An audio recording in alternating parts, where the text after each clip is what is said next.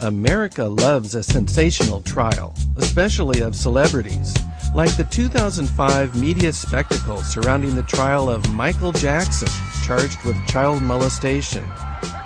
After the expense of millions of dollars and weeks of testimony, Michael Jackson was found innocent. But Jackson's reputation and career have been seriously impacted, possibly forever. Have you seen my childhood? My name is Larry Nemmer. I'm the guy on the left having lunch in Michael Jackson's kitchen. I was part of the Jackson defense team in my capacity as a documentary filmmaker and legal video specialist. I spent many days videotaping inside Michael Jackson's Neverland estate, and I spent 2 days on the witness stand, presenting and narrating my original video footage for the jury, footage that will be seen outside the courtroom for the first time in this documentary.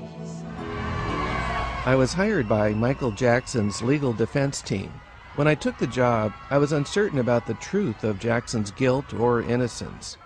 What I experienced working on the case opened my eyes not only to the dangers of celebrity, but also to a dangerous side of the American justice system and the media. In this documentary, I'll share what I learned about Michael Jackson during my time at Neverland and during his trial. By the end, you'll know what I came to believe about Jackson's guilt or innocence. And hopefully, this documentary will help you make up your mind as well. Like most people, I'd heard a lot about Neverland Ranch, and I was curious to get an intimate look at the mythical home and playland. As I shot the various nooks and crannies on the property, I wondered if Jackson really was guilty of molesting boys. I was curious to hear the facts in the case, and maybe I was a little worried about finding that he really is a pedophile. After all, he was being charged with 10 counts of child abuse, and he faced a lifetime in prison that many felt he couldn't survive. Having raised a couple of kids myself, I know that child molestation is truly a horrible violation. Could Jackson have crossed the line? After all, there had been a financial settlement with an earlier accuser in 1993. But I also saw that Michael seemed sincerely childlike and innocent. It was hard to imagine that he would willingly violate kids, whom he seemed to adore. Oh, you know how to do the moonwalk. I learned it from you guys. Much of the footage in this documentary was given to me by the attorneys in the case. For the first time, you'll see the sheriffs meeting the accuser. What Michael Jackson has done to you, okay, he's the bad person, not you. And you'll hear Jackson's accuser telling a story of molestation. He grabbed me. He grabbed you? Where did he grab you at? Private area. He grabbed you in your private area? Sheriff's Department. You'll see an army of sheriffs raiding Jackson's personal living quarters at Neverland Ranch. You'll meet the mother of the accuser. Where were they when I had to walk about 3 hours to get to the doctors for my children, and now all of a sudden they're caring concern because Michael Jackson. You'll view outtakes from the Martin Bashir documentary. I would never do that. I would slit my wrist if I were hurt. You'll see an exclusive interview with Jackson attorney Tom Mesereau. This was not the kind of situation that Michael Jackson belongs in. He's extremely sensitive, very gentle, very childlike. And you'll meet jury foreman Paul Rodriguez. We felt that Michael was still a kid in a man's body.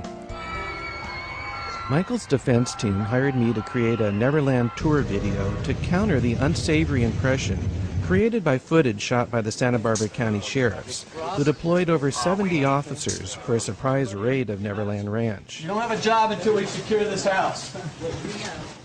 The jurors saw footage like this scene where sheriffs would round a corner ready to draw their guns. I guess on a potential child molester, or maybe they were expecting to find a cowering Michael Jackson. Sheriff's Department.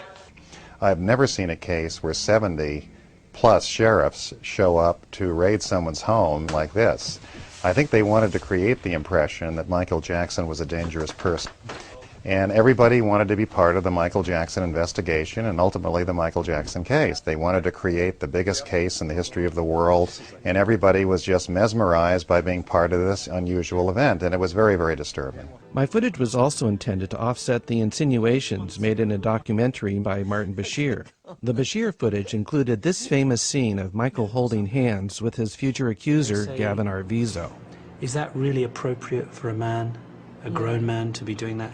How do you respond to that? I feel sorry for them because that's judging someone who wants to really help people.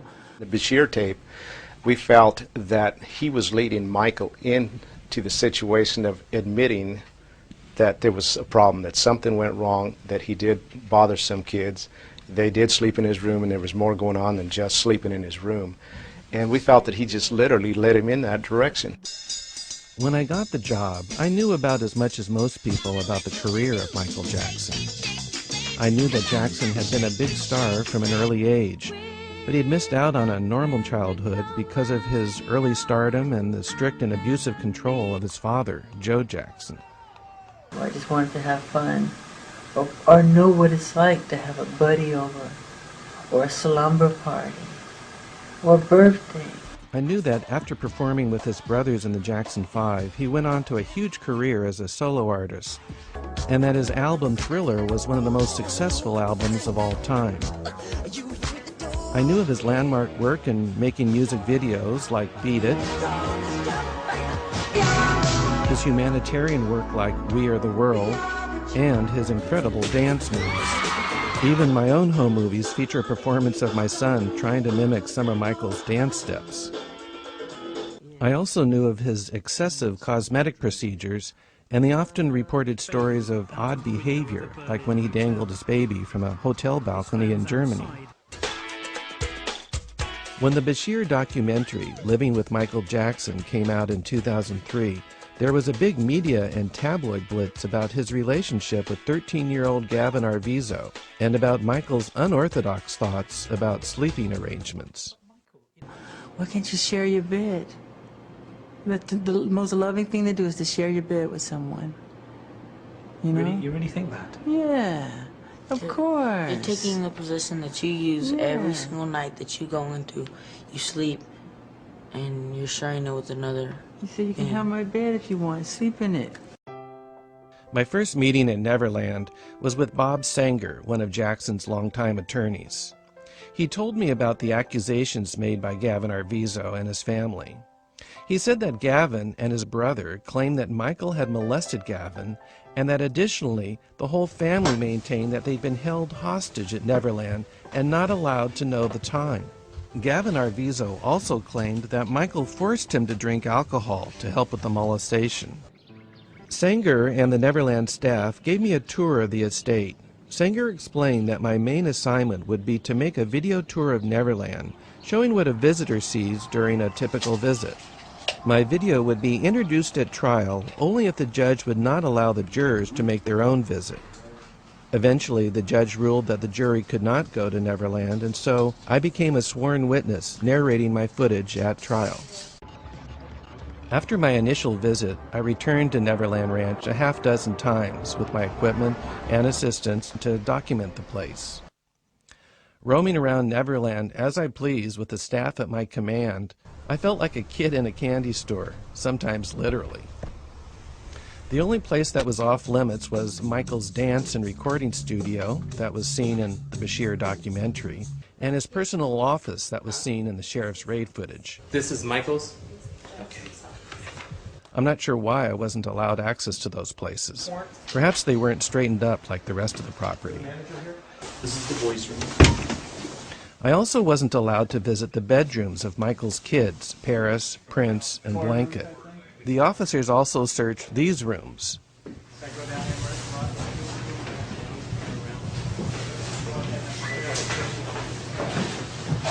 But I did see signs of Michael's kids throughout the property, including this touching note from Paris to her father, Michael Jackson, expressing her love and best wishes to her daddy, whose health declined from the stress of the trial.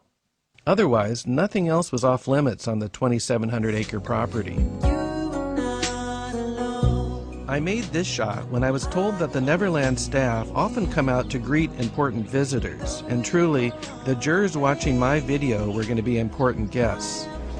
By the way, the majority of the staff that I met seemed to be kind